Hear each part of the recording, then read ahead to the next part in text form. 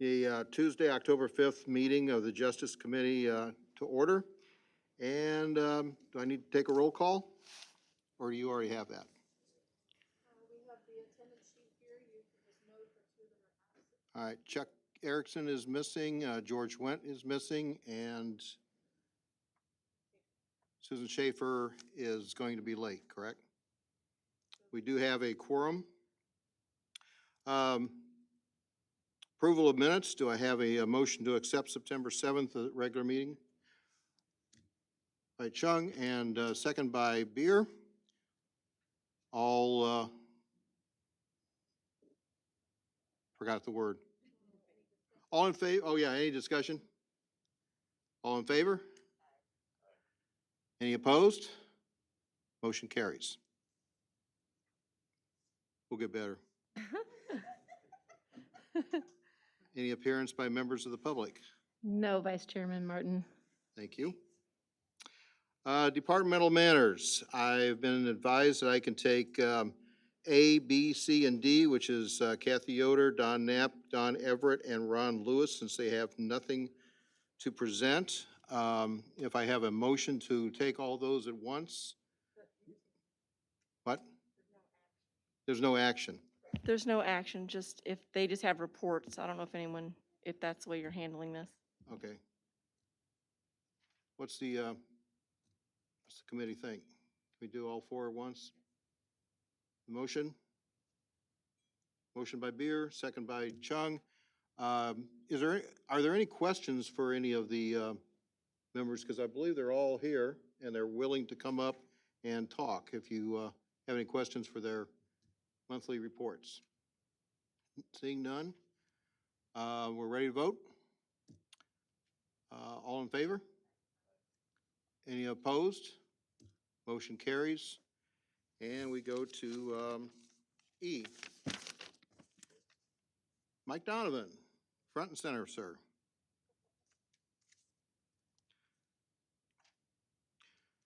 Okay, we have Mike Donovan, Court Services Director. He has one item to be presented for action. It is a request approval of change order modification of contract with Center for Youth and Family Solutions.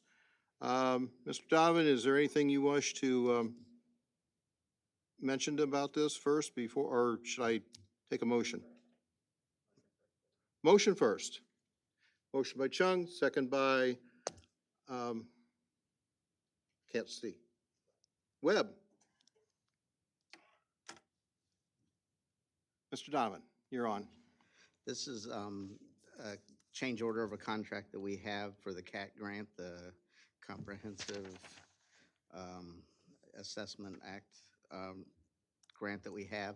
It runs different calendar year than the county budget year, and so the contract would expire in October. We have funds still left over, so we just want to extend the contract to the end of our fiscal year or till funds run out. Okay. Are there any questions from the committee? Mr. Webb. So is this new funding or is this just a continuation because we have additional funding in the bank? Continuation of the funding that we have, yes, sir. Let the record reflect that Member Schaefer has joined us. Okay, if there's anybody else have any questions for Mr. Donovan? Are we ready to vote? All in favor? Any opposed? Motion carries. You have a general report. Is there anything you want to say? No, sir, we don't have anything additional, but I'll answer questions if anybody has any about it. Any questions for Mr. Donovan? Hearing none. Thank you, Mr. Donovan. Appreciate it. Yep, thanks much. Mclean County Sheriff John Sandage.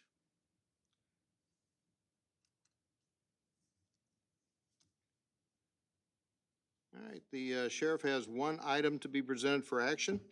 It is a request approval of change order modification of contract with IC Solutions. Do I have a motion?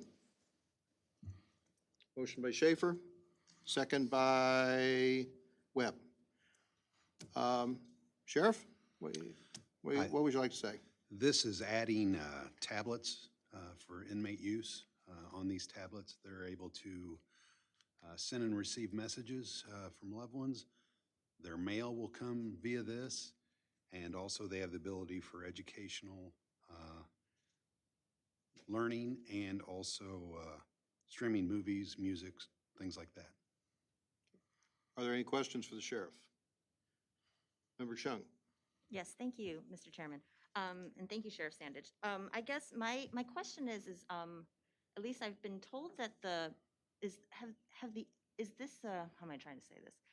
That the inmates have had tablets for a little while now? Is this kind of retroactive, or have they not had tablets yet? Because I kind of understood that they'd maybe had tablets already for a little while. For a couple weeks? That's it? Yeah. Okay. And then my other question is that, so this is added on to the IC Solutions contract that was approved however many, couple of years ago? Correct. And then how much more time is left on this contract? I would have to look at that. The original contract is actually with the county, not the sheriff's office. Okay. I guess, at least for me, because I wasn't on the Justice Committee when that original contract was approved, and I know that it kind of caused a lot of hubbub, I guess, around in our community. So for me, I'm just kind of, I just want to make sure that things are being done properly, and it's not to say they were done improperly before, but it's just sort of the controversy that had kind of surrounded the other contract before, that I just want to make sure that that you feel that things are good and fair here in this contract. Actually, the rates for these are cheaper than the phone. So the rates for the messaging is cheaper than what they are for the phone. Okay. And I guess, I know that this is a sort of thing that's pretty common in these companies like, what's the other company, like JPay and IC Solutions, that they have this sort of commission thing that happens so that the county, that the county gets money in commission from like charges and things like that. At least for me, and I guess I just personally have a sort of, this is just me, I'm not speaking about anybody else, it's just my personal sort of belief that to make sort of profit off of people who being incarcerated just doesn't sit well with me, but I know that's sort of the way the business goes. But I guess that's just all I would like to say. But I kind of feel like I know that criminal justice reform and prison reform is a very real thing in our country right now. And I personally would really love to see the county and the sheriff's department kind of try to recognize that a little more. So I know that How do these- you feel we're not recognizing? well, I mean, just the fact that profiting off of people being incarcerated right now, that sort of thing, I know that that's something that people are really trying to bring more attention to around the country. And that's just something that it doesn't quite sit well with me. And I know, again, it's just the way that the businesses, these are the companies that we do contracts with, but it's just how I personally feel on the subject. Actually, any profit that's been raised through commissary or what'll be raised off these tablets, it goes back, it funds inmate meals, it funds inmate uniforms, it all goes back to the inmates. And Okay. that's designed by law. Okay. Thank you. I appreciate your sort of candor with that. I guess that might be my only question, but I was just wondering, so does anybody know how long that contract, so I'm just still confused a little bit on this contract. So you said the original contract was through the county, but this contract is through the sheriff's department, but it's added on with the other No, contract? this is I'd be add-on. happy to respond to that. Okay. So this contract effective date was October 1 of 2020, and I believe you're remembering the discussion about that. That was during our time of COVID, where we were doing virtual meetings, where we had this discussion. This does not extend the date of this original contract, and so it would still terminate on the same clause, I believe, of the original. This is adding additional services to that contract. So when does that original contract terminate? I do not have that Okay. information, but typically they're 3-year contracts. Okay.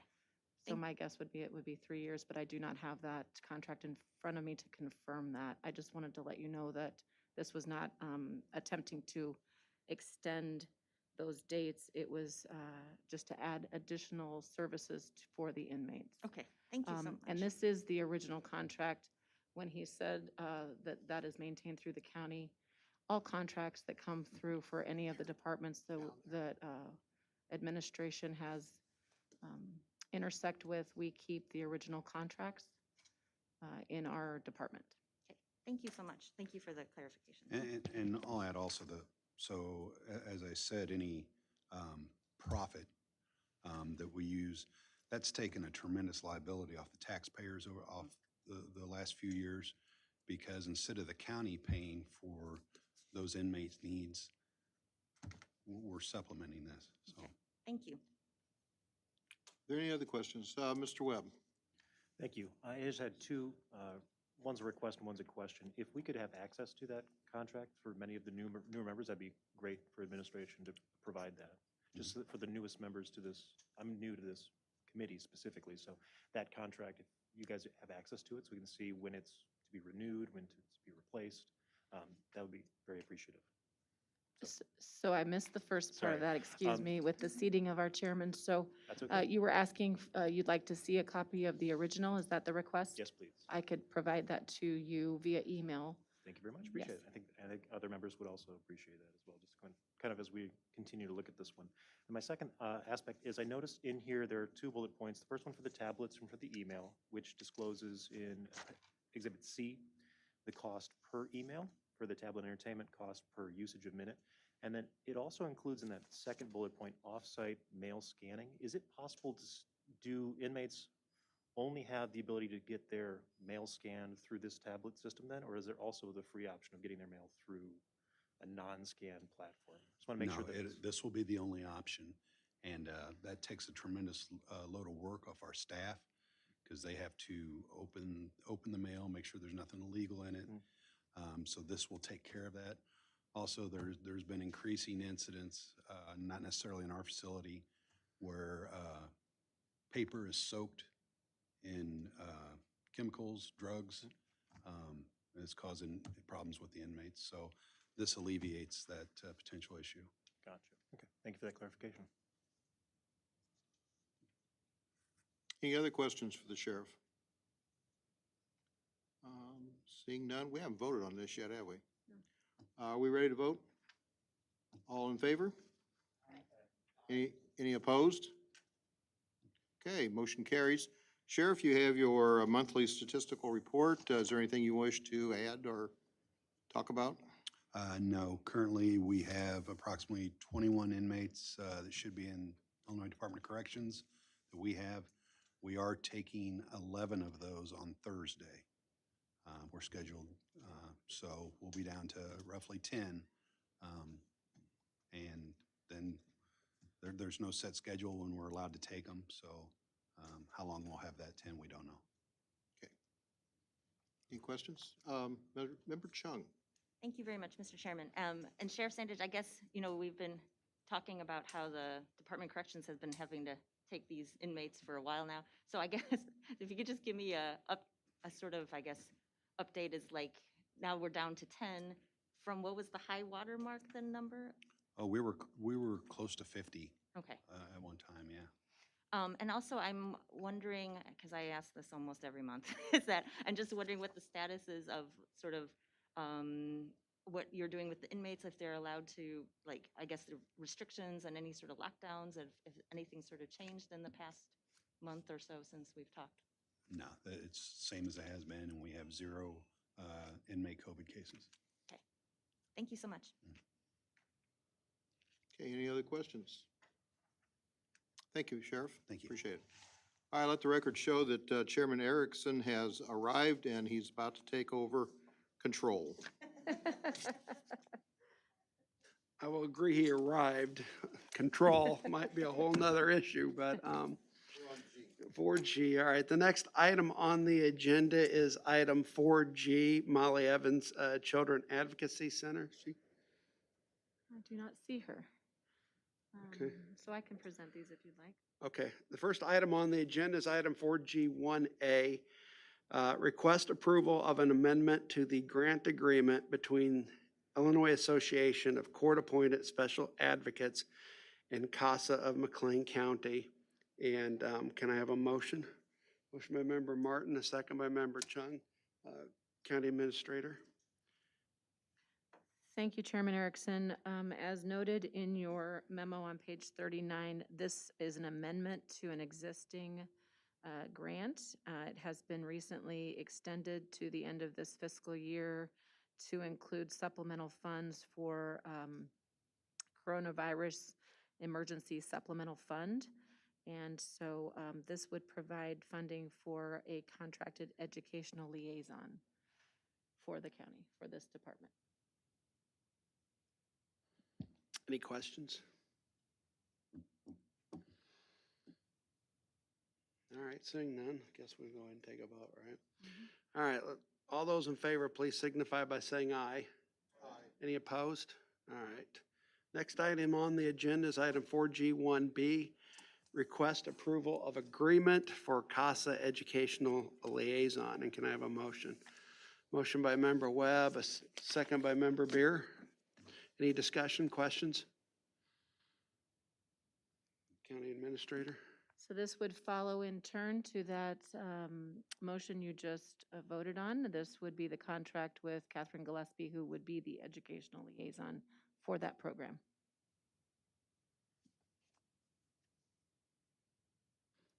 Any questions or comments? All right, we'll take a vote. All those in favor, please signify by saying aye. Aye. Any opposed?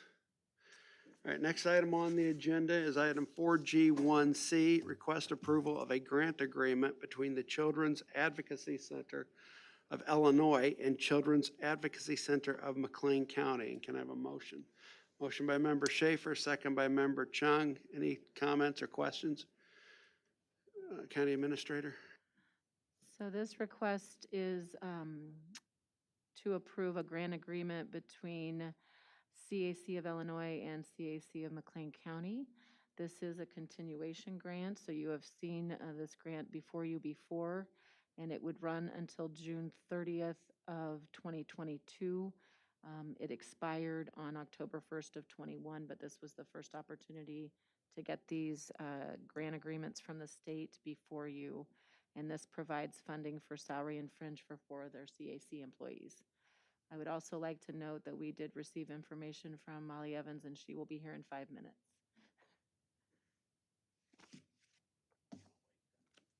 Do we can wanna vote on wait, this or- one, but the main thing was her budget is up next, and I wanted her here for her Okay, you budget. want to pass on that, or we'll just wait for it? Either way. All right. We're still on item 4G1C, right? Okay. We're going to vote on item 4G1C. 4G1C, yeah. All those in favor, please signify by saying aye. Aye. Any opposed? All right. We just want to hold off on a report till she gets here. I mean, I don't know. Or did you want to discuss it? Well, I guess you could move forward since it's only an information for item. You could ask if there's any questions. I guess I for her, could. and we Yeah, can move thank on you. next. Any got any questions on the item 4G2A, the monthly statistics and general report? Member Chung? Yes, thank you, Mr. Chairman. I don't know if Ms. Taylor can answer this. I was just wondering what the sort of status of the new location in Livingston County, like have they moved in? How's it going? They have moved in Livingston County, and obviously the director would be better at giving you the details of that. I hear that the movement is going smoothly.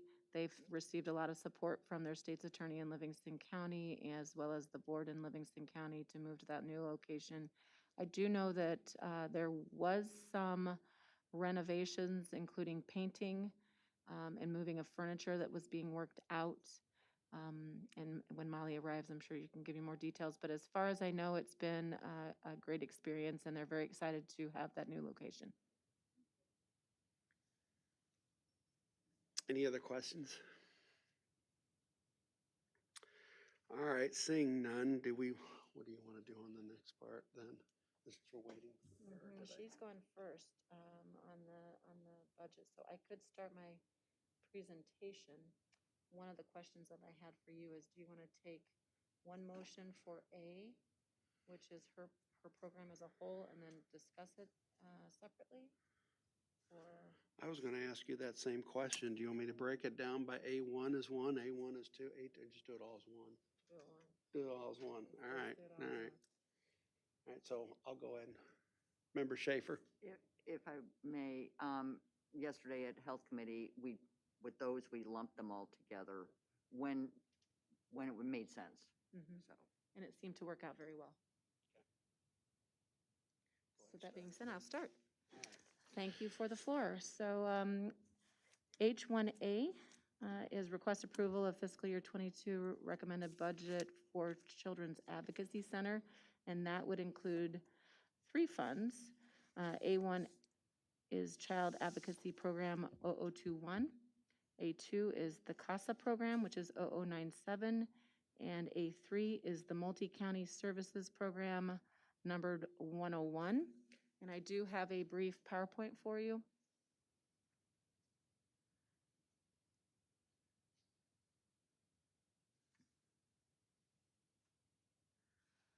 So the Children's Advocacy Center is made up of 2 departments or sub-departments, if you will, the Child Advocacy Center as well as CASA, which is Court-Appointed Special Advocates. The CAC budget overview includes a pie chart on the right, which would show you that the majority of the expenses as a whole for this department come in the form of salaries. 87% of their budget is salaries. You have 11% in services, 2% in supplies, and it says 0% up there, but it just shows you that there's just a little sliver of capital assets and projects that amount to $4,794. This department is where children are brought when there has been an allegation that a child may have been abused.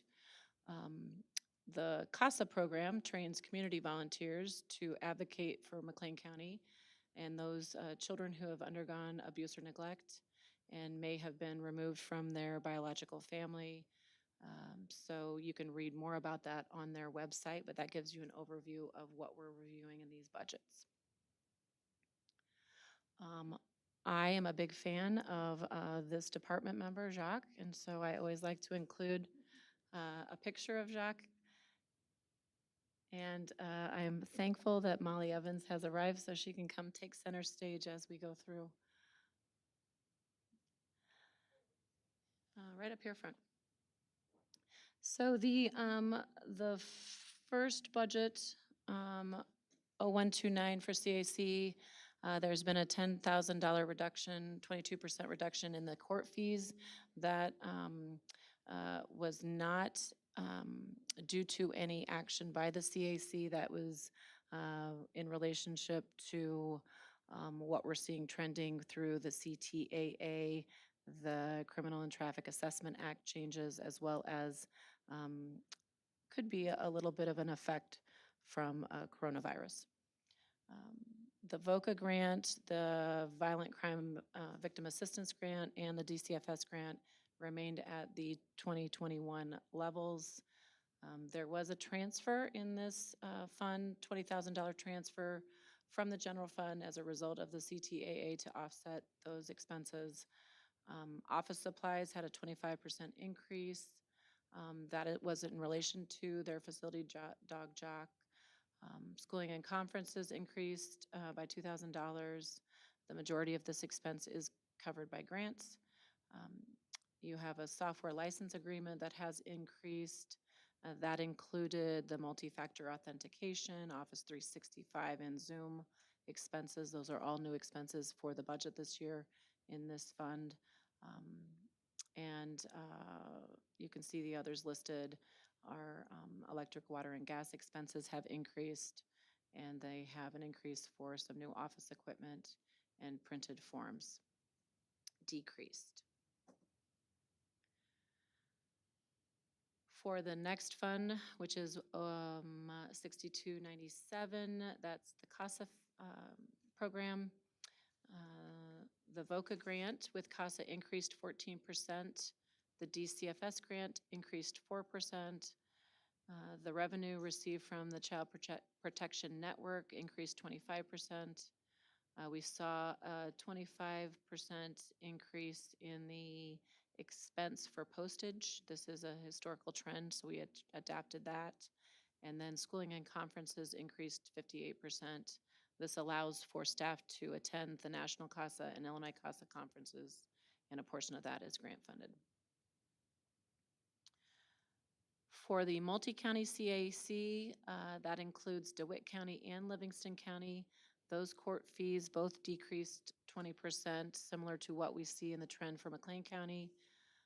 VOCA grants and DCFS grants stayed at the 2021 levels, and office supplies increased for these counties as well by $500. And I believe that's all I had for this department. If you have any questions about specific line items, you will find that in your budget agenda on pages 124 to 130, and Molly is here to ask specific questions.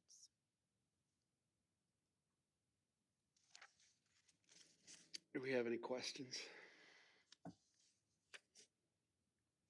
I don't think I did take a motion, you're right. All right, first item on the agenda is item H1A, request approval of fiscal year 2022 recommended budget for the Children's Advocacy Center Fund 0121, Children's Advocacy Center Department 0062, including A-1 Children's Advocacy Program 0021, and A-1 was first, A-2 Casa Program 0097, and A-3 Multi-Services Program 0101. And can I have a motion? I have a motion by member Schaefer and a second by member Beer. Questions or comments?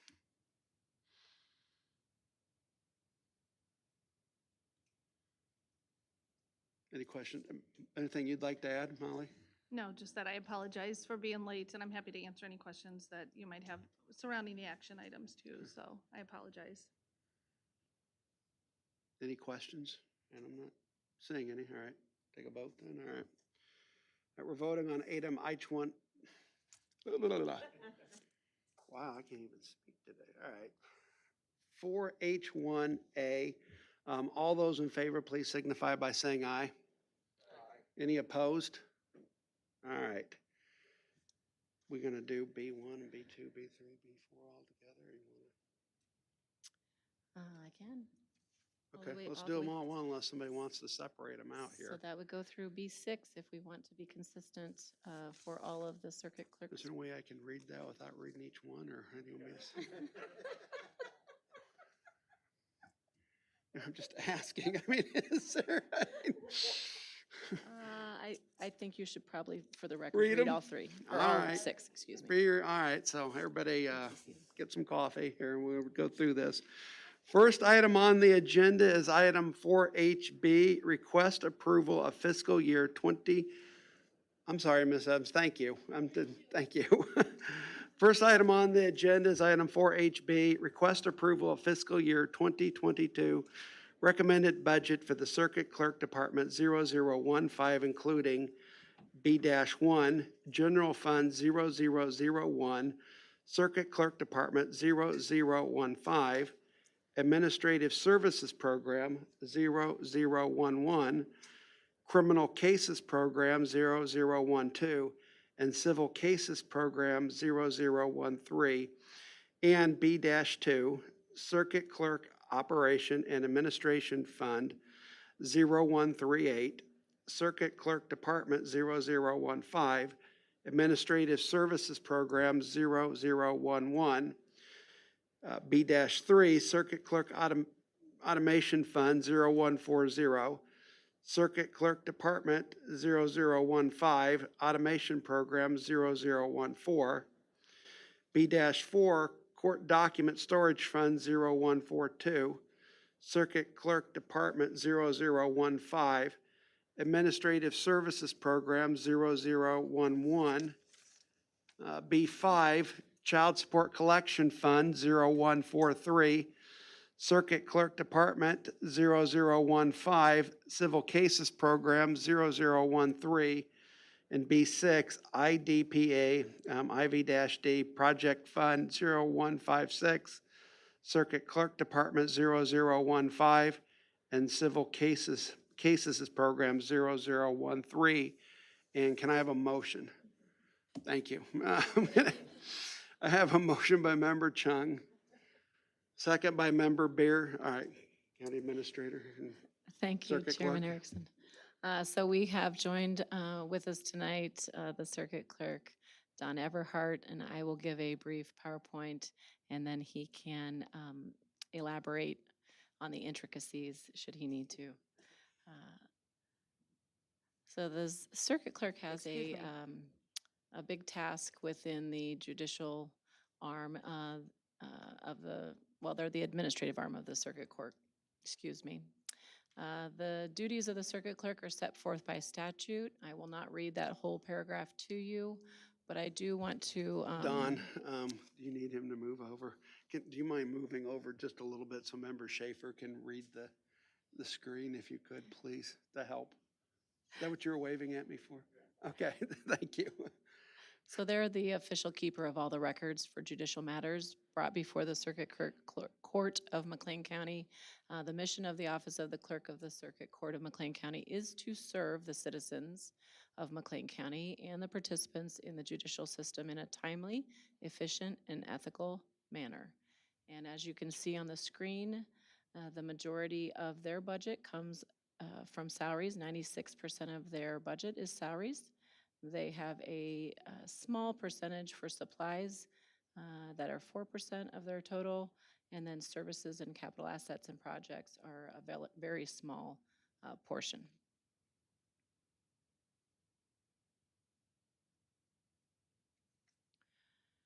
For the first fund, which would be included in B1, you will see administrative services. The copy machine expenses were moved under contract to Special Fund 140. And the telephone service was reduced due to historical trends. In 0001, 0015, 0012 Criminal Division, the traffic and criminal fees saw a 25% reduction in revenue. That is, again, from the CTAA. Street value fines decreased by 21%. That's historical trending. And the only expense in this budget is salary. For the civil division, the overall budget decreased by 2%. There wasn't much that stood out in change from last year. In Special Fund 138, 0015, 0011 Operations and Administration, the overall budget increased by 5%. The Clerk Operations and Administration Review increased by $20,000 based on historical trending. We made that correction. Clerk Operations and Administration decreased $15,000 or 21%, again by historical trends. And the copy machine expenses increased to allow for the replacement of older printers. The Circuit Clerk Automation Fund 140. If you're following along, I am down to B3, which starts on 139. The overall budget decreased 16%. Automation fee revenue decreased 16% based on historical trending. Computers under $1,000 increased by $30,000 for the replacement and upgrade of 35 computers. Copy machine expenses were increased by $1,500, and that expense was transferred. And the software licensing agreement increased due to the addition of the multi-factor authentication and Windows 365 licensing. B4, Document Storage Fund 142, the overall budget did not change from last year. B5, Fund 143, the Child Support Collection fund, that budget decreased by 3%. And lastly, B6, which is the IDPA 4D project, that overall budget decreased by 5%. And those are our highlights for you.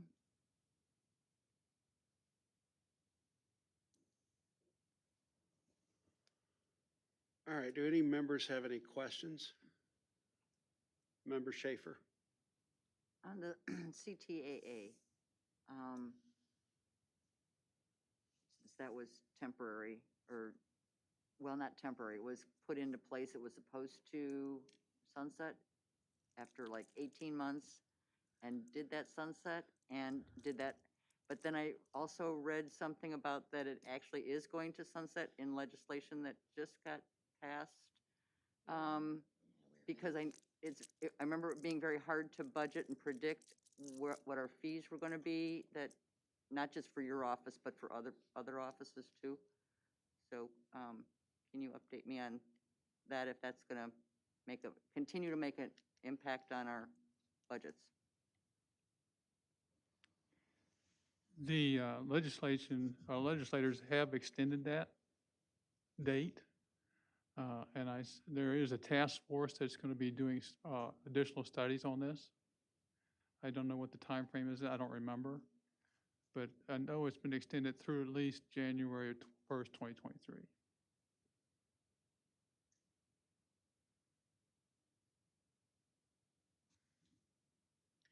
The information I have on that is all anecdotal, but I was informed through AOIC that they believe that they extended that legislation because the information and that they wanted to gather was not complete due to the virus.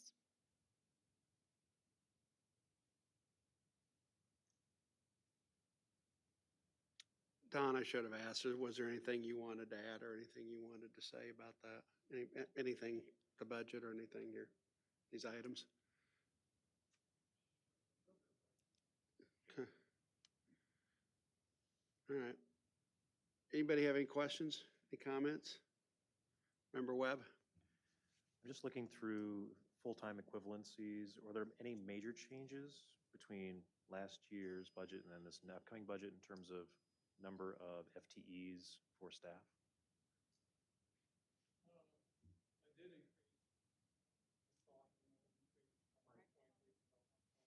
Here. I forget when we did this. I would think it was this year. We increased from a 0.8 to 1.0. So there's a 0.2.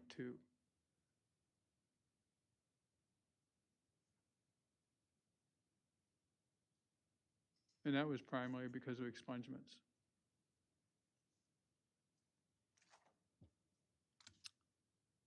Any other questions? All right, I don't see any. I guess we can go ahead and vote.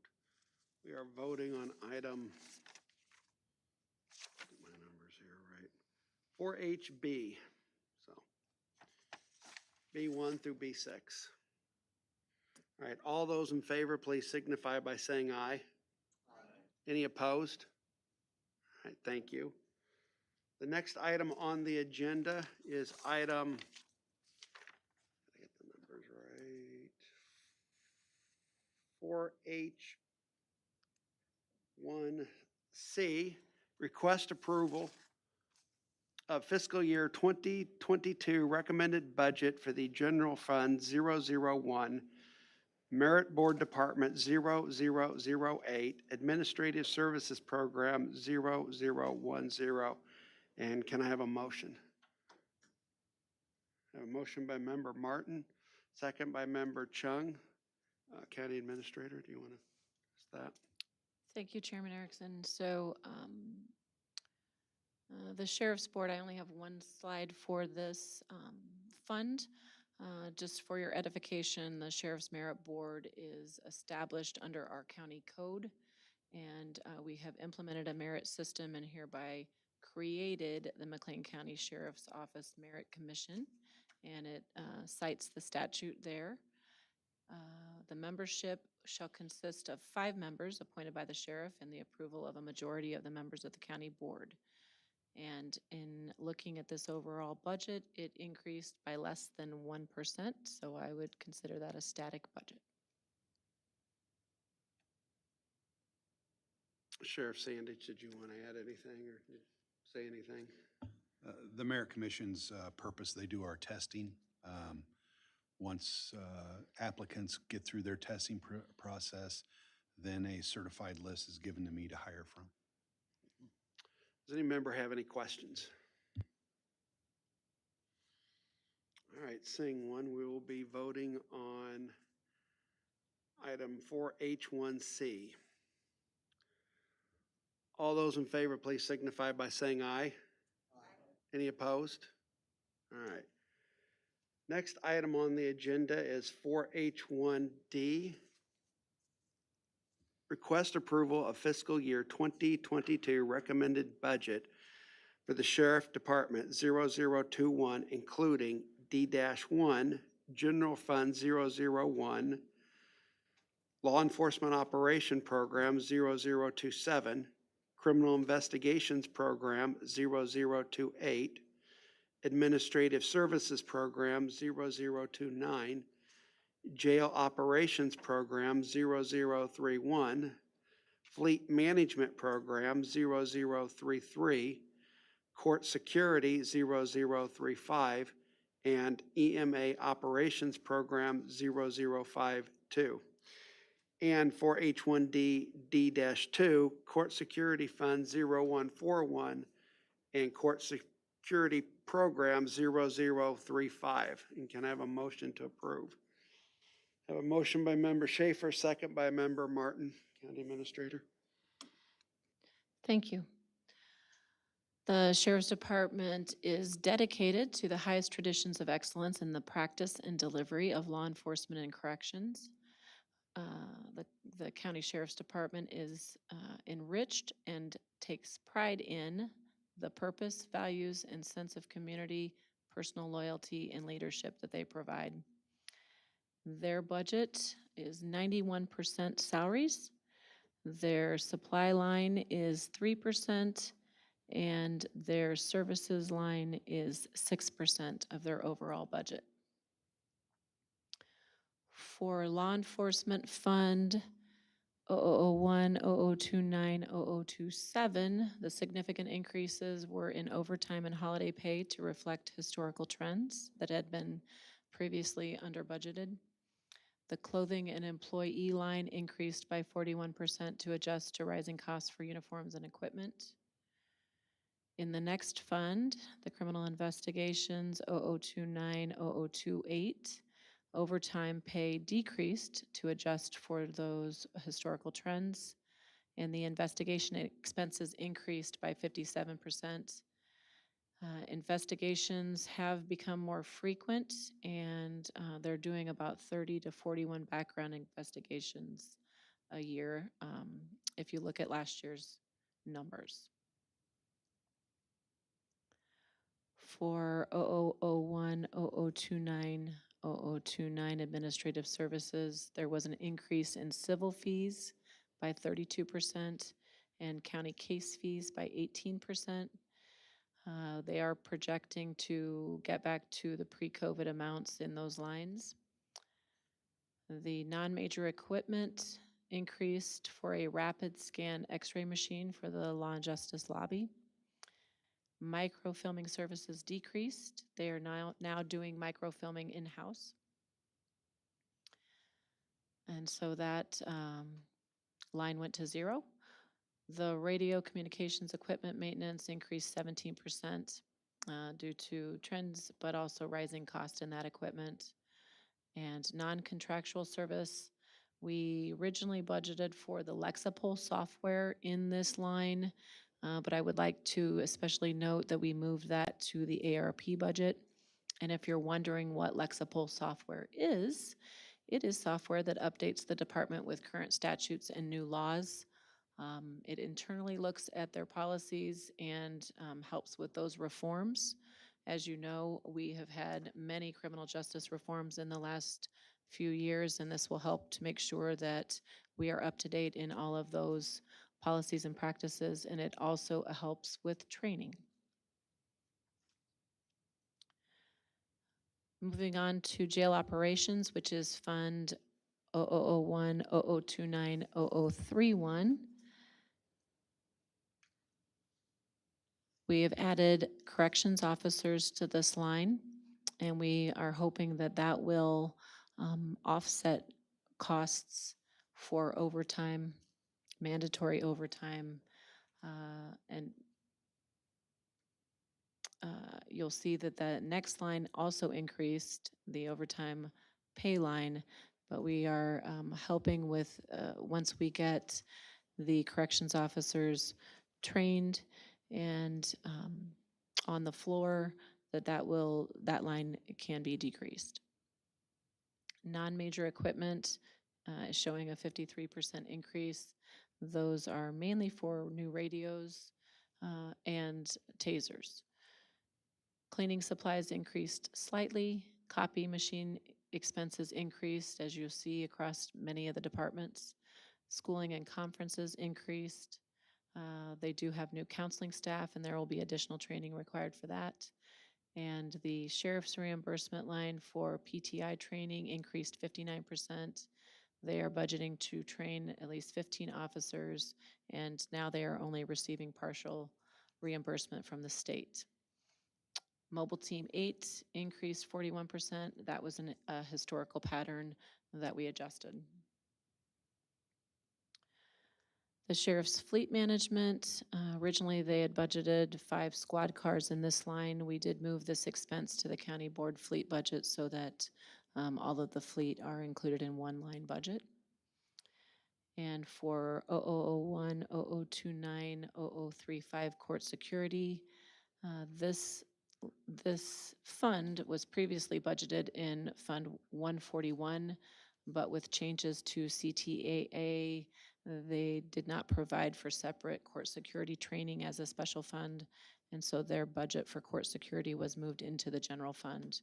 This budget historically supports 6 deputies and 1 patrol sergeant.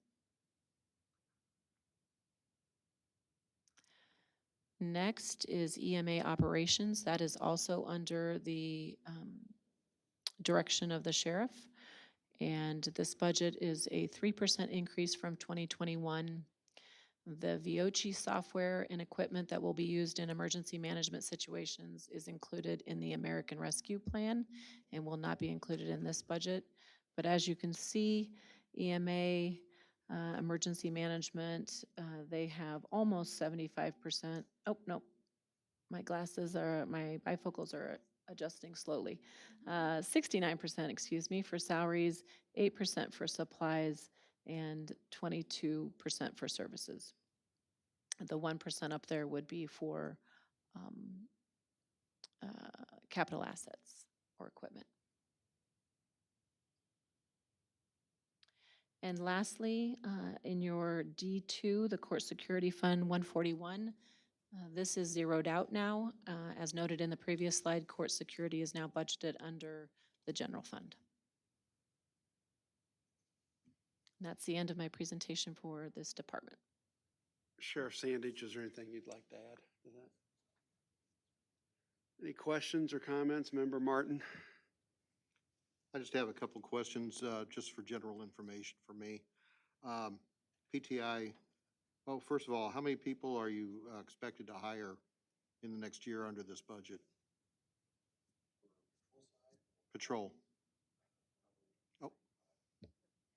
Oh, Probably between 3 and 5. 3 and 5. Yeah. So on background investigations, how many do you have to do to get those 3 to 5? Well, sometimes you double that. Yeah. But that also covers corrections background investigations Okay. as well as civilians. All right, and then the question for PTI, is this advanced and for the initial, the numbers that were up there, is that for all PTI training? Or is it just for the initial officers going through it? Just the initial. Okay. Yeah. Thanks. Any other questions? Member Webb? Thank you, Chairman. This might just be from being new or being kind of new to this process. Sheriff, one question I had for you is regarding salaries in the 2021 actual amount, there's usually a drop-off. Would you say that's COVID-related in terms of that Could you drop? direct me to which line you're looking at, please? Sure. So I'm looking at least in my printed packet, it's in page 122. I'm looking at full-time employees under law enforcement operation, as well as in a couple of the other areas. It just seems like there's a drop-off between the adopted budget and then the actual amount. I'm just curious, is that because of the pandemic and there was not as much need to be on, like out and about, or is it just? It could be several things. It could be employees that were making a higher wage retired, Okay. and we're hiring at a lower rate. That probably accounts for most of it. Okay, thank you. It was noticeable in a couple of areas where I was like, wow, people are taking a pay cut, or they're either. I've never seen that happen. That's why I was surprised. So, thank you. Any other questions or comments? All right, seeing none, we are voting on item 4H1D. That's right, isn't it? I'm on the Correct. 4H1D, yeah, all right. All those who approve, please signify by saying aye. Any opposed? All right. Next item on the agenda, thank you, Sheriff. Thank you. Next item on the agenda is item 4H1E. Request approval of fiscal year 2022 recommended budget for the Court Services Department 0022, including E-1, General Fund 0001, Court Services Department 0022, Juvenile Detention Program 0022, Court Services Program 0024, Pre-Trial Program 0068, Adult Redeploy Grant Program 0094, and Veterans Court Program 0103, and E-2, Adult Probation Services Fund 0146, Court Services Department 0022, Probation Supervision Program 0025, and can I have a motion? I have a motion by Member Chung, a second by Member Beer. County Administrator.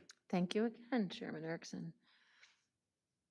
So the County Court Services Department has two departments. Court Services, which is under layman considered probation. And then you also have the Juvenile Detention Center, which houses our youth when they are detained. And you have listed a couple of different grant programs and then also a special fund for probation services. And we will go through those now. The mission of court services is to protect the public interest and safety by diligently enforcing court-ordered conditions of probation or detention through meaningful supervision strategies and utilizing appropriate supportive resources. Their budget is 89% salaries. They have 2% in supplies and 9% in services overall. Specifically to the Juvenile Detention Center, which is Fund 0001 0022 0022. The books, videos, and publication expense was moved to their special fund, 146. Teaching materials also, dues and membership, Fund 146, and schooling and conferences, Fund 146. The reason that this is significant in using their special fund is that it makes a conservative budget and also frees up funds in the general fund. So you'll see this in the court services lines, and you also saw that under Don Everhart in his special funds. He moved some of those to his special funds.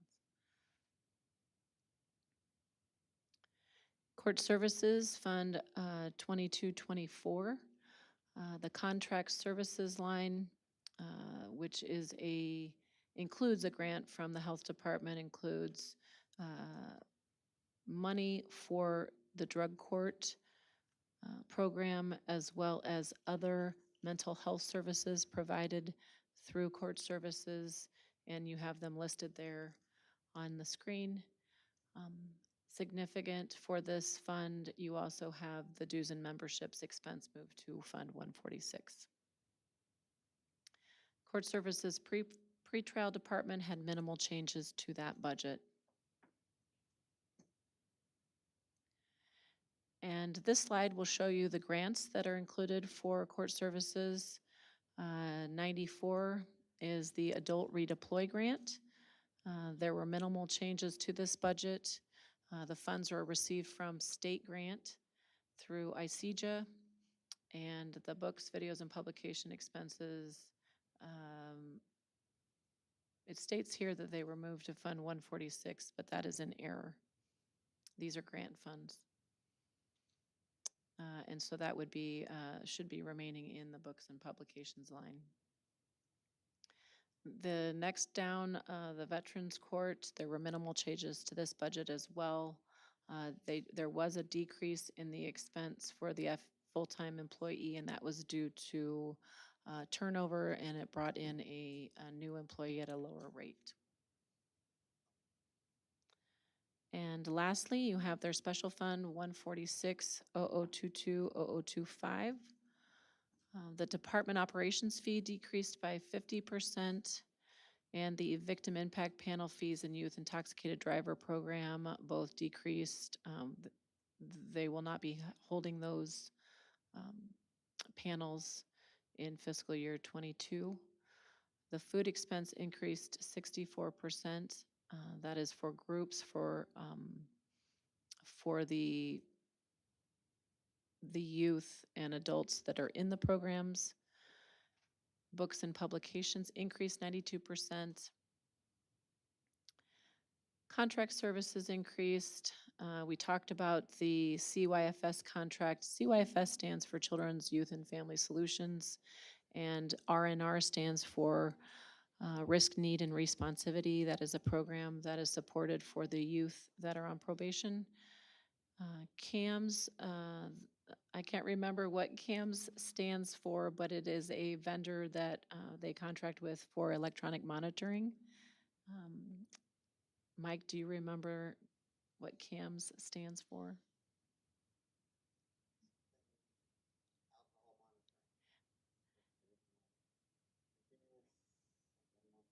Yeah, Continuous Alcohol Monitoring Services, I think he is right. Dues and membership, schooling, conferences, and psych expenses all increased in this line, and the software licensing agreement increased to account for multi-factor authentication, the 365 licenses, as well as some support for software that are part of Aegis. And that is the end of this presentation for this department. Mr. Donovan, is there anything you'd like to add? Just that, just for historical perspective for people that weren't on the committee, is that a majority of our salaries are fully reimbursed by the state. All but 7 positions are 100% reimbursed, and since 2019, we've increased that amount by over $1,135 by changing allocations. So.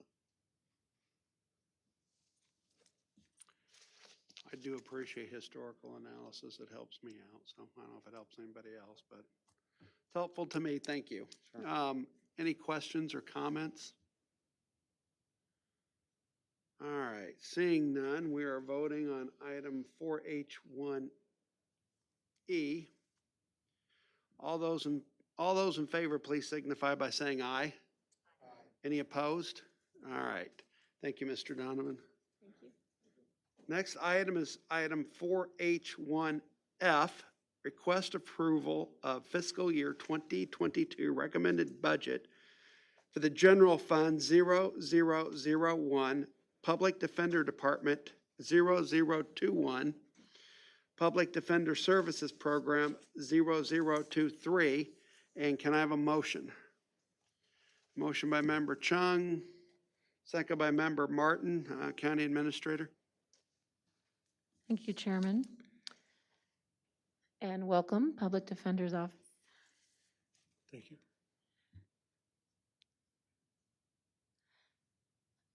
So the public defender has a fairly simple budget. The Office of the Public Defender does not have a simple job. They provide attorneys to indigent clients in the courts of McLean County as mandated by law. And 83% of their budget, overall budget, is salaries for those staff. They have 1% of their budget with supplies and 16% with services. Their overall budget increased by 1%, so fairly static from the previous year. Investigation expenses, however, increased 20%. They no longer have an in-house investigator to perform those services, and so they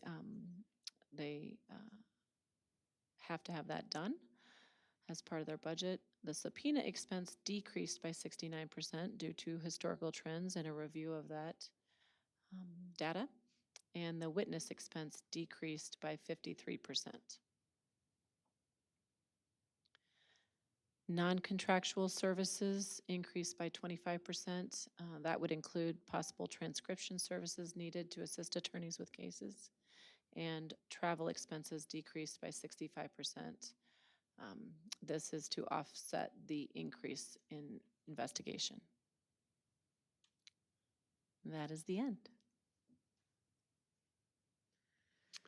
Mr. Lewis, do you have anything you'd like to add? No, thank you. I'll take any question. Do we have any questions? Member Schaefer. Thank you. When we're looking at the investigation expense, and it's been budgeted for 10,000 for a couple of years, and then it's increased. Is it, since we don't do investigations in-house, is this actually just more like contractual services in a way to do these investigations?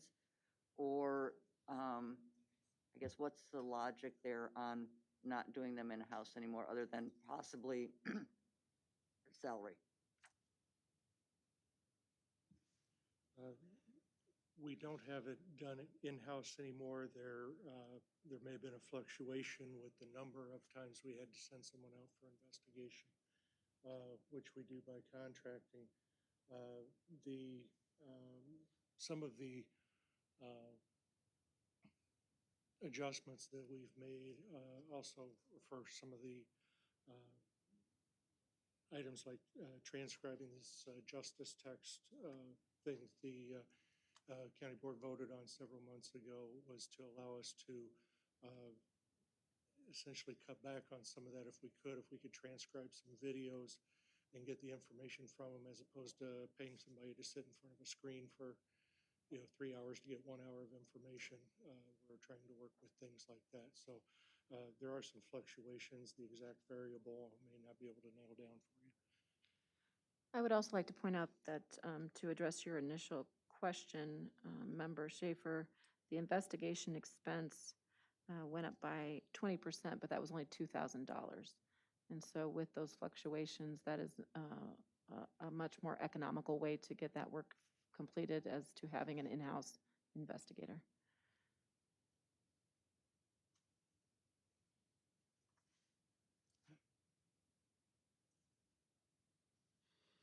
Any other questions?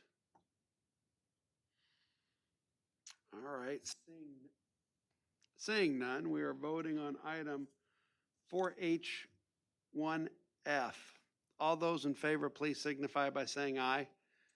Any opposed? Thank you, Mr. Lewis. Next item is 4H1G. Request approval of fiscal year 2022 recommended budget for the Metro McLean County Centralized Communications Center Fund 0452, Metro Communications Center Department 0030, and Metro Communication Program 0090. And can I have a motion?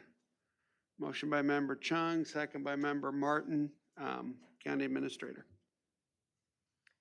Thank you, and thank you for joining us, Tony. The Metcom Overview Metcom stands for Metro McLean County Centralized Communications Center, which is a little mouthful, and so everyone locally refers to it as Metcom. It is the cooperative venture of the town of Normal, the city, or excuse me, the county of McLean and ETSB, and it handles all police, fire, and EMS calls, emergency and non-emergency for McLean County. And there's a little note there, a little caveat that the city of Bloomington continues to operate dispatch center for calls within the corporate limits of Bloomington. The expenses for Metcom, 73% are for salaries. We have 1% for supplies, 25% is for services, and 1% for capital assets or projects for their overall. Fund 452, the overall budget decreased by 2%. They did add occasional seasonal employee for a telecommunication, they added the lines for occasional seasonal employees to be added to the telecommunicator position and a full-time leads operator. Those positions are in anticipation of agreement with their collective bargaining unit, who we are speaking with right now. The additions are expected to reduce overtime expenses and also assist employees as mandatory overtime would not be required, at least as much. The majority of expenses in this fund are reduced to reflect historical trends whenever possible. The maintenance, building, grounds, and equipment increased by $2,400. This also reflected historical trends. And they have asked for a $10,000 increase to include multi-factor authentication and Office 365 licenses. And purchase of radio equipment has been reduced by 86%. Tony could explain that better than I, but I believe that was due to a large purchase in 2021. And that is the end of my overview.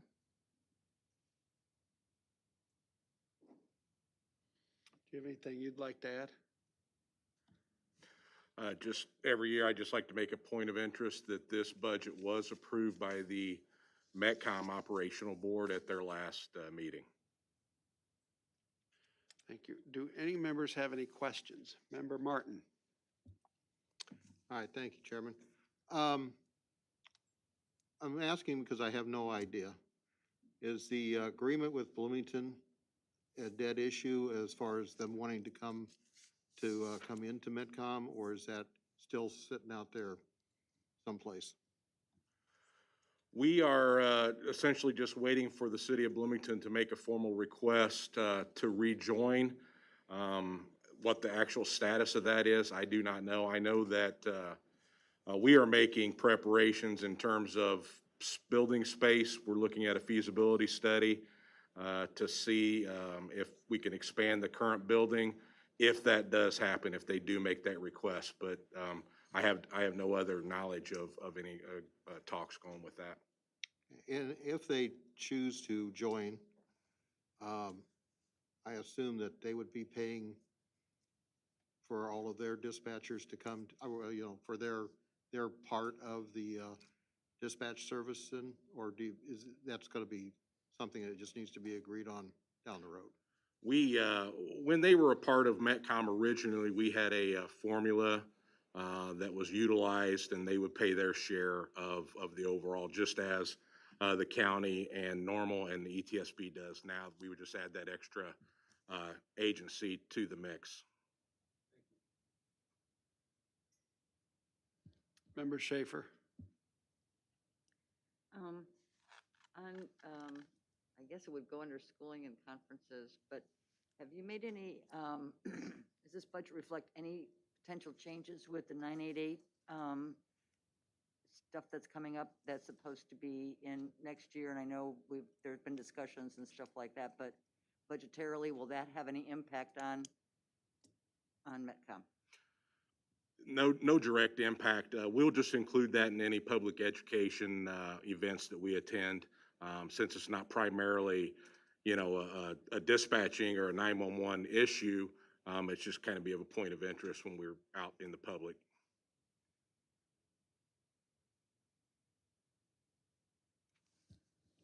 Any other questions? All right, seeing none, we'll be voting on item 4H1G. All those in favor, please signify by saying aye. Any opposed? Thank you. The next item on the agenda is item 4H1H, request approval of fiscal year 2022 recommended budget for the General Fund 0001, Jury Commission Department 0018, Juror Selection and Admin Program 0017. And can I have a motion? Motion by Member Chung, second by Member Beer. County Administrator. Thank you, Chairman, and thank you for joining us, Mr. Scanlon. So the Jury Commission is included as a separate budget, but for the purposes of these presentation, we have included it under the Circuit Court. In addition to the regular court budget, the law library, the children's waiting room, and the supervised visitation center. This is just for education purposes. This shows you the administrative organization of the 11th Judicial Circuit, and as you can see, the Jury Commission is in the light green towards the right-hand side there. You also have in here trial court administration, which is held up by Will Scanlon, who is here tonight. He is responsible for the coordination of the court reporters and judicial operations, including the arbitration and mediation programs.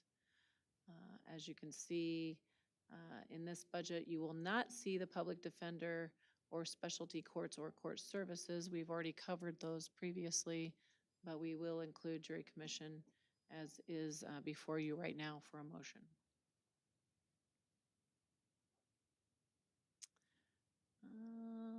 And I'm wondering if my slides are out of order.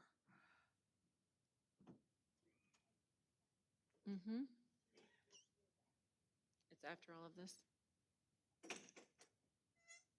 Bear with me. There we go.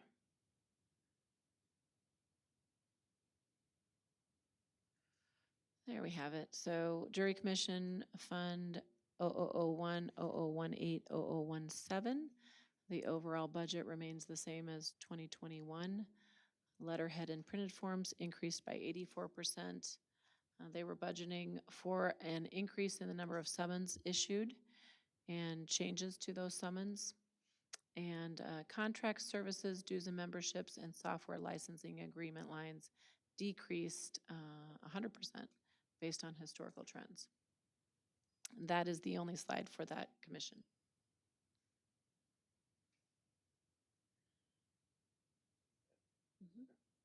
So you have anything else you want to say? Mr. Scanlon, do you have anything you'd like to add? I do not. Do any members have any questions? Does any member have any questions?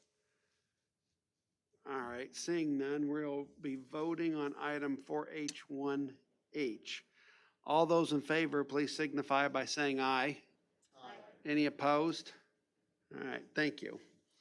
Next item on the agenda is item 4H1I, request approval of fiscal year 2022 recommended budget for the Circuit Court Department 0016, including I-1 General Fund 0001, Circuit Court Administration Program 0016, and I-2 Neutral Site Custody Exchange Fund 0170, Neutral Site Custody Exchange Program 0106, and I-3 Children's Waiting Room Fund 0171, Children's Reading Room Program 0105, and I-4 Law Library Fund 0506, Law Library Program 0015. And can I have a motion?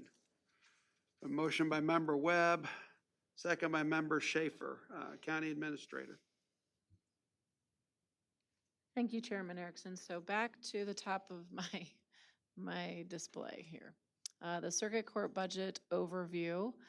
Circuit Court provides funding from two sources for the programs that we're outlining here.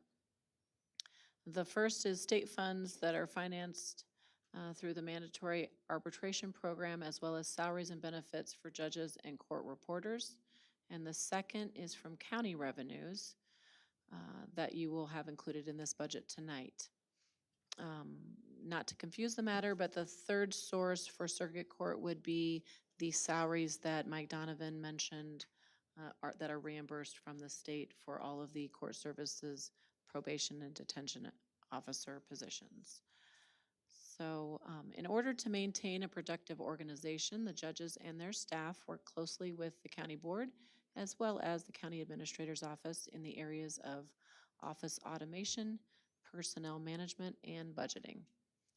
As you can see in this pie graph, we have 47% of their expenses come from salaries, 7% from supplies, and 46% from services.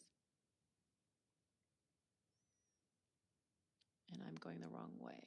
There we go. The court administration budget, 0001, 0016, 0016, the overall budget increased by just 1%. Schooling and conferences increased by $8,000, and this was to budget to send 2 judges to the National Association of Drug Court Professionals training.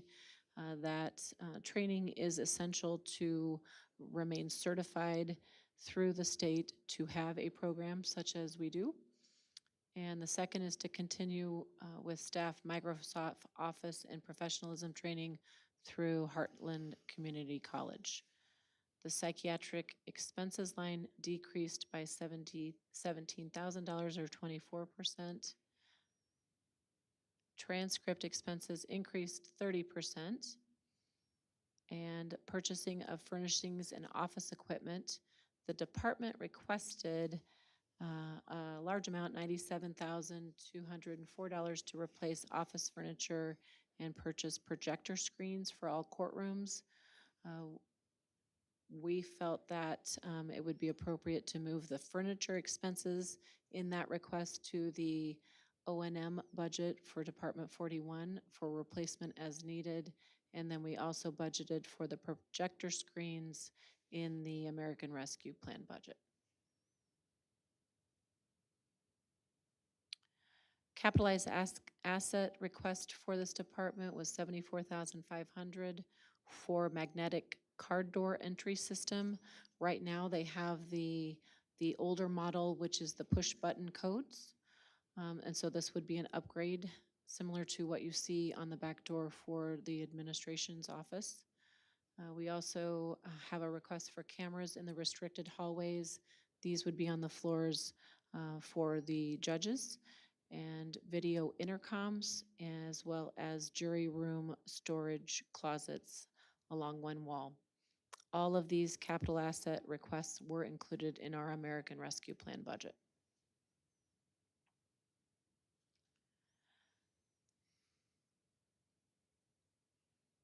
For Fund 170-0016-0106, the neutral custody site, there was no change to this budget from 2021. And for the Children's Waiting Room, which is Fund 171-0016-0105, that is no longer budgeted through Mclean County. Instead, that program receives operating funds through grants received from Children's Home and Aid Society.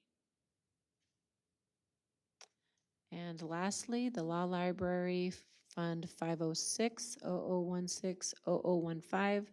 There was, again, no change to this budget from the 2021 amounts.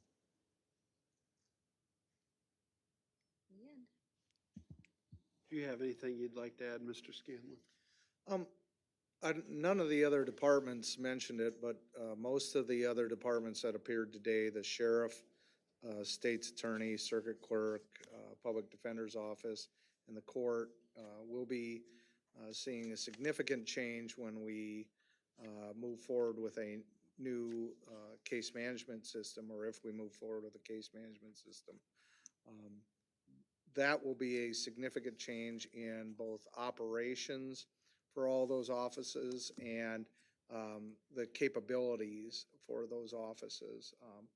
I know Mr. Erickson is familiar with the e-filing program. I know Mr. Everhart's appeared before this committee, and many of you talked to him about some of the difficulties he currently has with the current software system and current software vendor.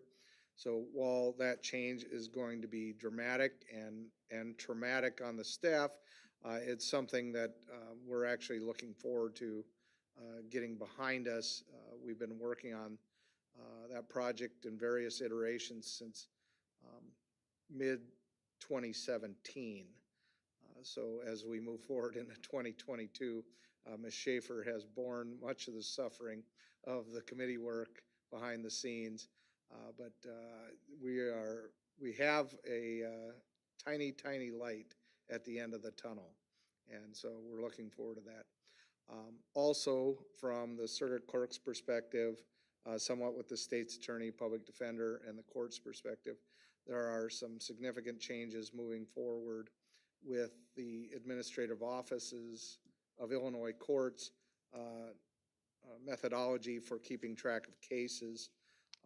That is, for the committee's review, going to significantly change the number of cases filed in the circuit court. And so the clerk's office may look at, currently, they may be on track to file 35,000 cases this year, or 40,000 cases. Next year, that number will probably be closer to 18 or 15,000 because they are going to collapse all individual citations and individual cases into the most serious charge. So we'll have the same number of defendants, the same number of clients for the public defender, the same number of individuals who have to appear for probation, but the number of cases will look significantly less. That does not mean the work will change. We anticipate it will be exactly the same next year. There's no trend line of fewer cases, defendants overall. It just, some of the numbers will look dramatically different in the first quarter when you look at the filing statistics. And Mr. Everhart can go over that with you, or we can go over that with you when you have time. But those behind the scene changes of which the committee will see down the road and we'll be working with as we get closer to a decision point for a new case management system, will have a significant impact on the Law and Justice Center and hopefully a significantly positive impact on the operating environment in the building. So, thank you. Any questions of any member, by any member? Any questions? All right.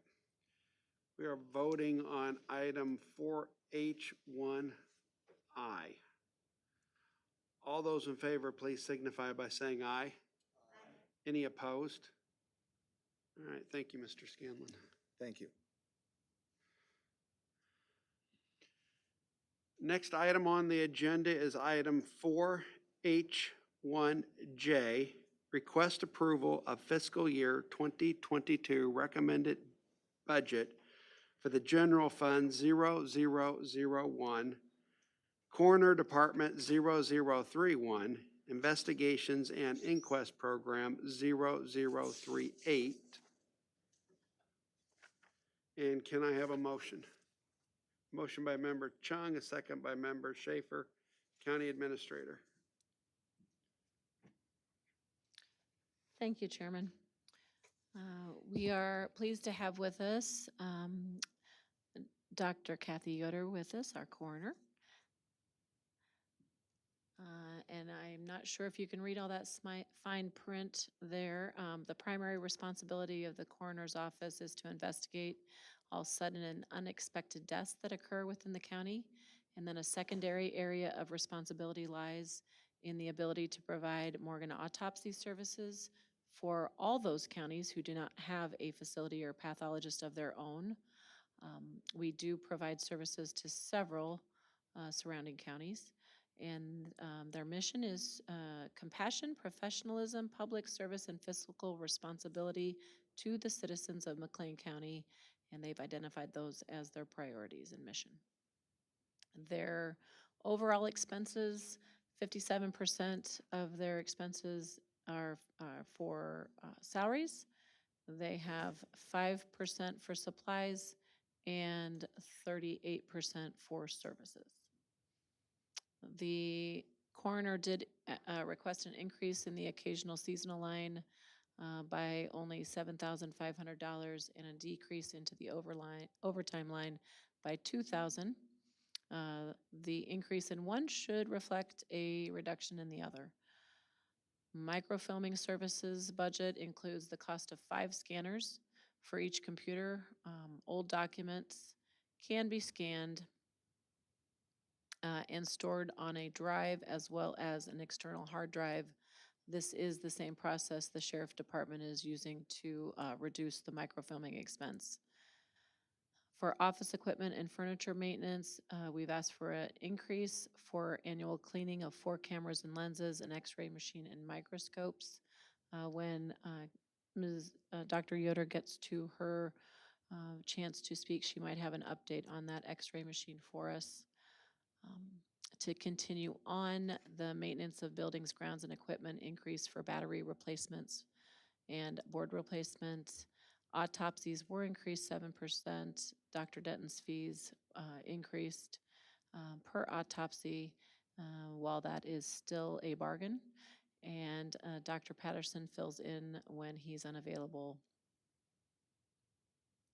Indigent burial expenses increased by $500 per burial.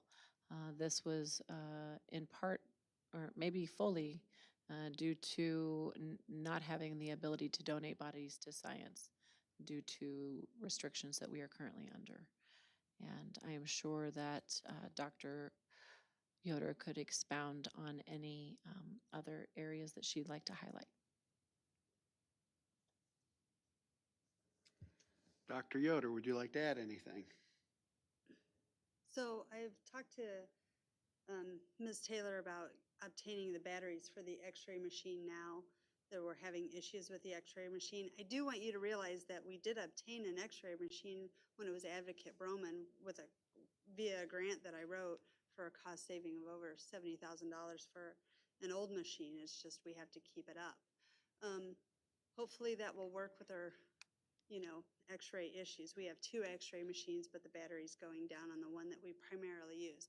The x-ray machine is used for all homicides, all fire deaths, and all infant deaths to x-ray.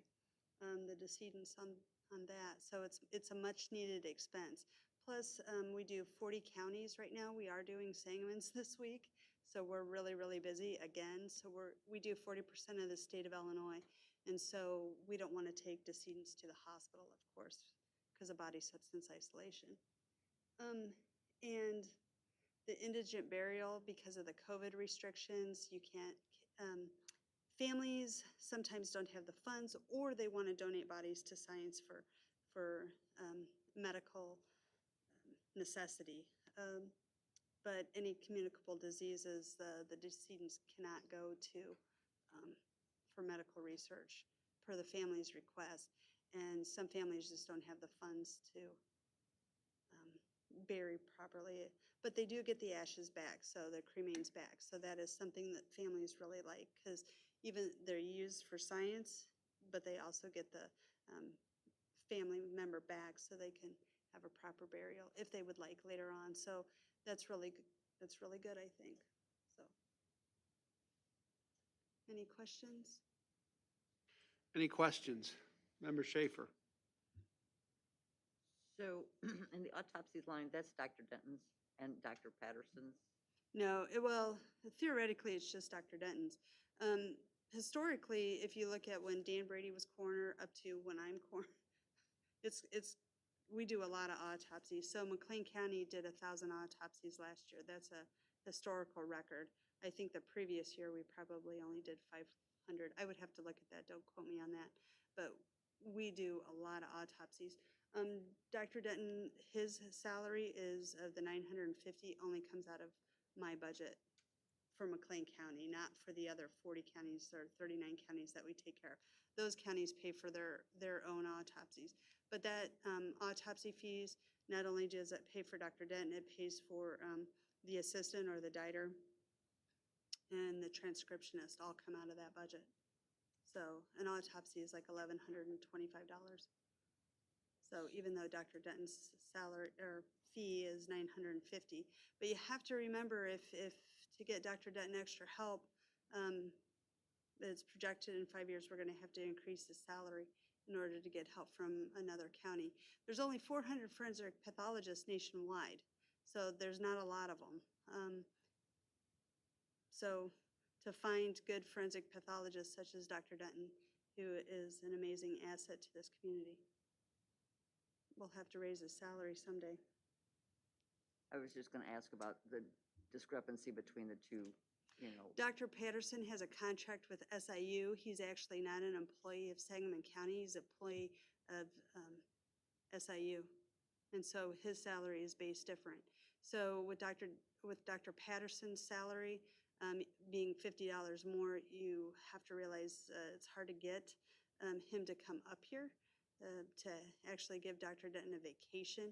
If you think of 1,000 autopsies, there's only 365 days in a year. He did 1,000 autopsies last year. So think about the work that he's done, right? And there's only 400 pathologists nationwide. There's not enough. So if your children are thinking about science and want to go to medical school, think about them wanting to go into forensic pathology.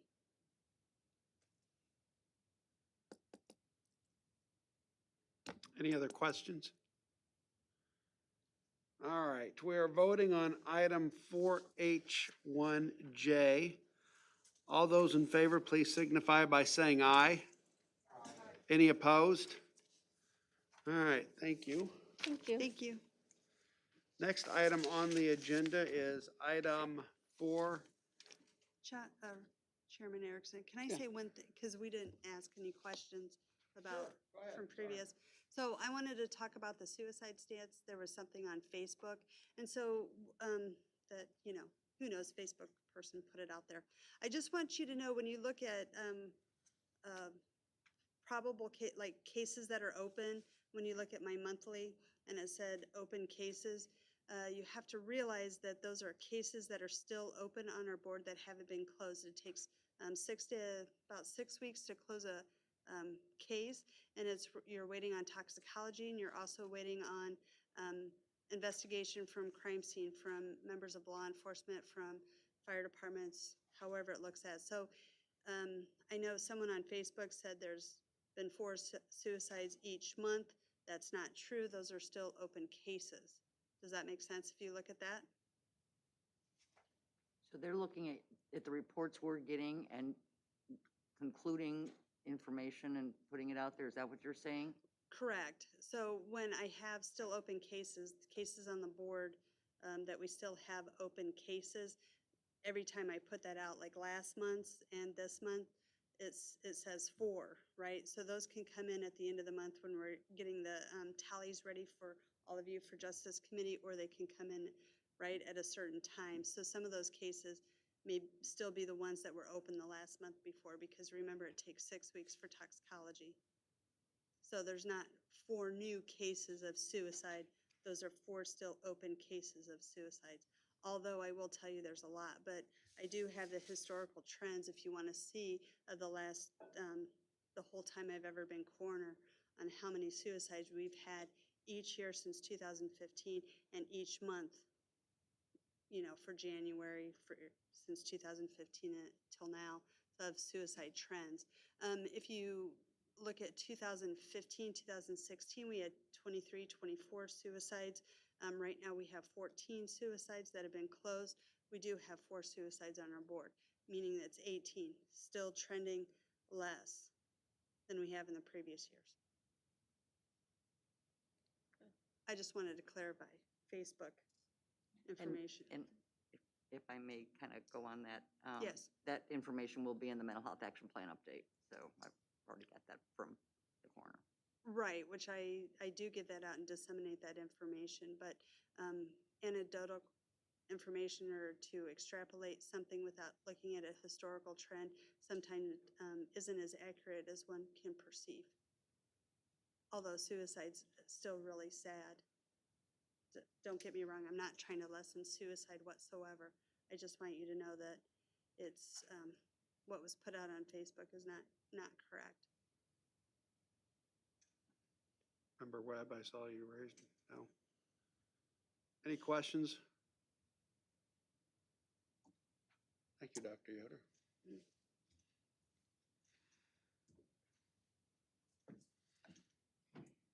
Did we want to take a break?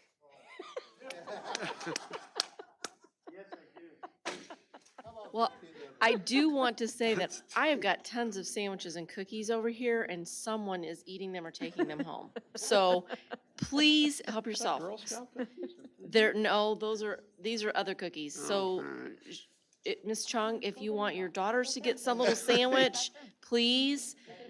Dr. Yoder, please. Thank you. Absolutely. Don, I think you're waiting anyway. Oh, man. You're doing this on purpose, Chuck. I know. Yes, there is.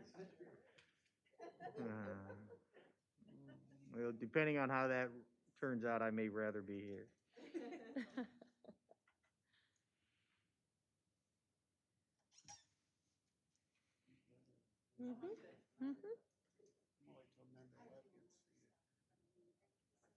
He's just getting cookies. We do have mint.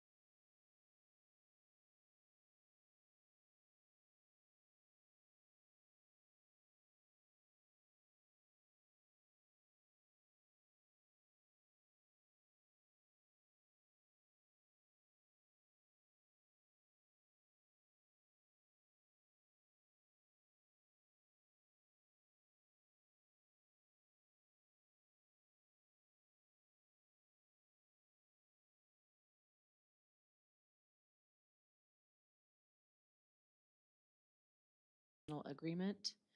And there was a transfer from other funds that was decreased because of supports through other funding, our IMRF and FICA lines, funds, excuse me. And we had an increase to expense lines due to amounts being set through that intergovernmental agreement. So there was contractual change that increased expense lines, and that was also reflected with this grant revenue. Stated simply. That is the end of the presentation. Mr. Knapp, would you like to add anything to that? No, I think you'll see most of the most of the increases are changes in copying expenses and difference in contracts that IT has, and then an increase in some of the licensing that IT used to pay for and that we pay for now, or that we never had to pay for before. And when I say we, the county never had to pay for before. To Member Webb's point about just historical salary numbers, we have come in during my tenure as state's attorney, and even with Jason and probably Bill before him, we are historically well below, and I know you see here in 2020 only 30,000 below, but that's still a decent percentage. We are usually well below in salaries because of the turnover of attorneys historically, as we've talked about.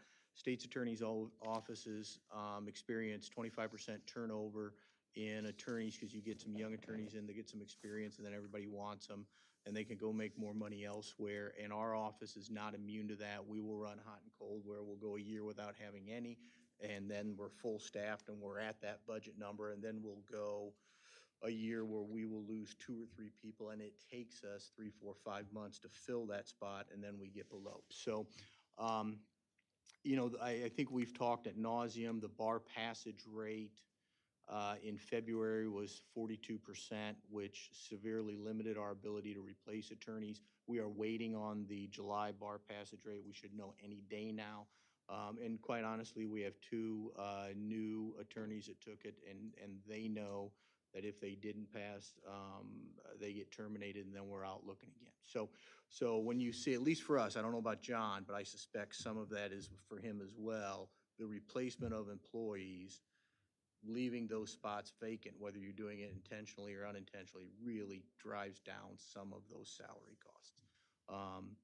Other than that, the transcription expenses, as it's been widely publicized from 2020 to 2021, we have tried a number of murder cases, and with those come, the more complex the case and the longer the case goes, the more transcriptions that we need to order in a hurried fashion for things like post-trial motions and closing arguments and stuff. So that ebbs and flows, and working with administration, it's been great just to not just look at last year's numbers, but when we sat down and built this budget, we look at 5-year trends, 10-year trends, and so we're giving the best idea of our knowledge of what cases are coming down the pike and how complex they are to get to some of those numbers. So with that, I'm happy to answer any questions. Do we have any questions? Member Schaefer. Speaking about the salaries and things like that, that we're going to be doing a salary study, and would this fall under that, or I don't know what the status, since I'm not on finance and I'm not following that particular part of it very closely. So we have proposed funds to conduct a salary study. That compensation study would be reflected in the finance, executive committee budget under administration, so that will be heard next Monday. And one of the things that we've talked, and I think I've talked here before and talked with administration about doing to try and stem some turnover, because that is always going to be a problem in the professional ranks, is, and this is just something State Farm does, or other companies. I mean, I started my career at State Farm. So instead of just having, if you look at the and I don't have it with me. If you look at the FTE sheet, you know, we have an ASA 1, 2, 3, 4, and 5 category. So when we're full of 2s or we're full of 4s, which we are, there's no place for those 1s and 3s to go. And so what State Farm has done in various different roles is instead of just having an RA1, you have an RA1, 2, 3. And so you can get a promotion in grade, for lack of a better term. And that would, I think if you talk to Mr. Lewis and myself, that would greatly increase our ability to keep staff, because there are just sometimes no places for people to go. And yes, we're grateful for the merit increases, and yes, we're grateful for the across-the-board increases, but some other counties have that ability where we just don't in our current policies and procedural manuals. So that's an ongoing conversations I've had with Justice Committee, with county administration, and things we're continuously looking at that maybe we would come back for. I guess technically that would be a reclassification, but it's just nothing we're prepared to present at this time, and that salary study's in the works anyway. So. Any other questions? All right, seeing none, we are voting on item 4H1K. All those in favor, please signify by saying aye. Aye. Any opposed? All right, thank you, Don. One thing I'll do, Go ahead. like Coroner Yoder did, is there's been some articles recently, and I'll be honest with you, I haven't necessarily paid any attention to them, but it's my understanding there's been some talk recently of increased gun violence in the Twin Cities and McLean County. I'm happy to talk to anybody privately about thoughts and concerns they may have. I will say this, that historically, the 20-year average in McLean County for shots fired incidents is 37 for a year. And until recently, we were trending well under that. And in fact, I think we still are trending well under that compared to Macon County or Decatur alone had 132 last week. Champaign and Peoria County are well over 300. I don't know that it would be appropriate for me to publicly explain what law enforcement is seeing that I think is driving some of these numbers, but to keep you guys, because that could interfere with some enforcement efforts that are in the works, but I'm more than happy to just privately sit down and explain some things that we see going on. If you want to, just give me a call. Okay. Thank you, Don. Thank you. What is that, 4H12? Okay, 4H12. All right, next item on the agenda is item 4H12. I guess, do you have anything you want to? And I do not have any other items to be presented for information. Thank you for the opportunity. The next item on the agenda is item 5, other business and communication. Member Schaefer. Just want to remind everyone that today was the start of the Behavioral Health Forum. This was our 5th year, and the 2 sessions that were held today are up on the website, I believe, now at the county, or on the YouTube, the Behavioral Health YouTube channel. And so, in case anybody missed it, wants to go back and look at it, and there's another session on Thursday at noon this week, and then there's other ones coming up. So. Just want to remind everyone about that. Thank you. Thank you. Any other business and communication? All right, next item on the agenda is item 6, recommend payment of bills and transfers. We have bills here in the amount of $527,485.13. There's my letter. And the McLean County Auditor has reviewed those and approved those. And can I have a motion to approve the bills? Motion by Member Chung, a second by Member Beer. Any comments or questions? All right, seeing none, all those in favor, please signify by saying aye. Aye. Any opposed? All right, thank you. We're adjourned. No, wait, you want to say something? No, thank Oh. you all for, thank you all for indulging me with the PowerPoints, and I would appreciate your feedback at another opportunity to let me know how it's going.